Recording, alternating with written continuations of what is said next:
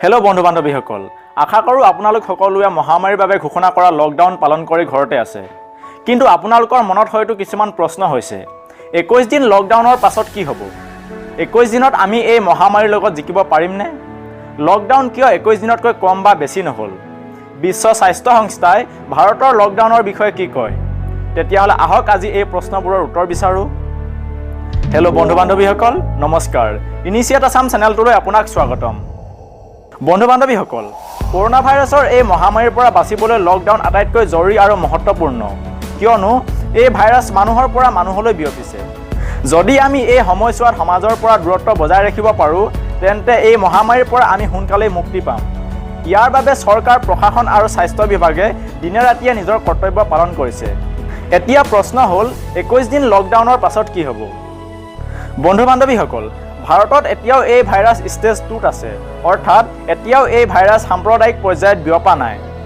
যদি এনে সময়ত আক্ৰান্ত সকলো ব্যক্তিক চিনাক্ত কৰি সম্পূৰ্ণৰূপে কোৱাৰেণ্টাইনত ৰাখি উচিত চিকিৎসা কৰা হয়, তেতিয়া এই লকডাউনৰ পাছত ভাৰত সম্পূৰ্ণৰূপে এই মহামাৰীৰ পৰা মুক্ত হৈ পৰিব।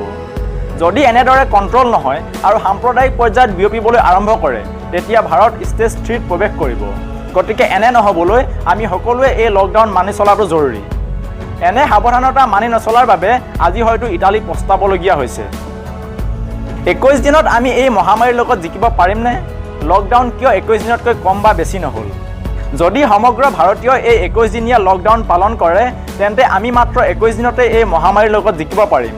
কাৰণ কৰোনা ভাইৰাছৰ লাইফ চাইকেল কেৱল 21 দিনলৈকে থাকে।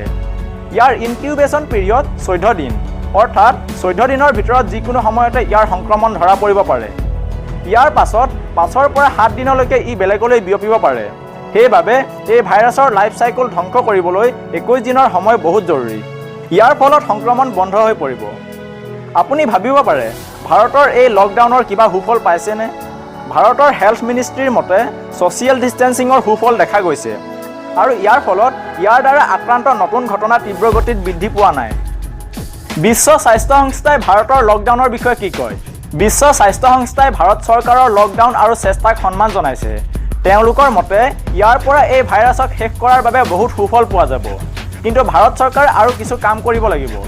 ভাৰত চৰকাৰে আক্ৰান্ত ব্যক্তিসকলৰ সম্পৰ্কত অহা সকলো ব্যক্তিক চিনাক্ত কৰি তেওঁলোকক আইচলেট কৰিব লাগিব, আৰু ইয়াৰ বাবে যিমান কঠোৰ সিদ্ধান্ত ল'বলগীয়া হয় সেয়া ল'ব লাগে। কেন্দ্ৰীয় চৰকাৰ আৰু ৰাজ্য চৰকাৰে আক্ৰান্ত ব্যক্তিৰ সম্পৰ্কত অহা ব্যক্তিসকলক তীব্ৰ গতিৰে চিনাক্ত কৰি তেওঁলোকক নিৰীক্ষণত ৰাখিছে। বন্ধু বান্ধৱীসকল, চৰকাৰ, প্ৰশাসন আৰু চিকিৎসা বিভাগে নিজৰ দায়িত্ব সম্পূৰ্ণভাৱে পালন কৰি আছে। এতিয়া আমাৰ দায়িত্ব আৰু কৰ্তব্য তেওঁলোকৰ চেষ্টা আৰু কষ্টক সফল কৰা।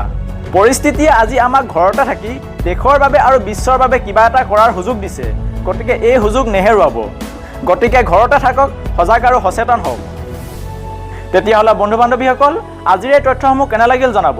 ভিডিঅ'টো ভাল পালে লাইক কৰিব, শ্বেয়াৰ কৰিব, আৰু ভৱিষ্যতেও এনেধৰণৰ গুৰুত্বপূৰ্ণ তথ্য পাই থাকিবৰ বাবে চেনেলটো ছাবস্ক্ৰাইব কৰিব। জয় আই অসম।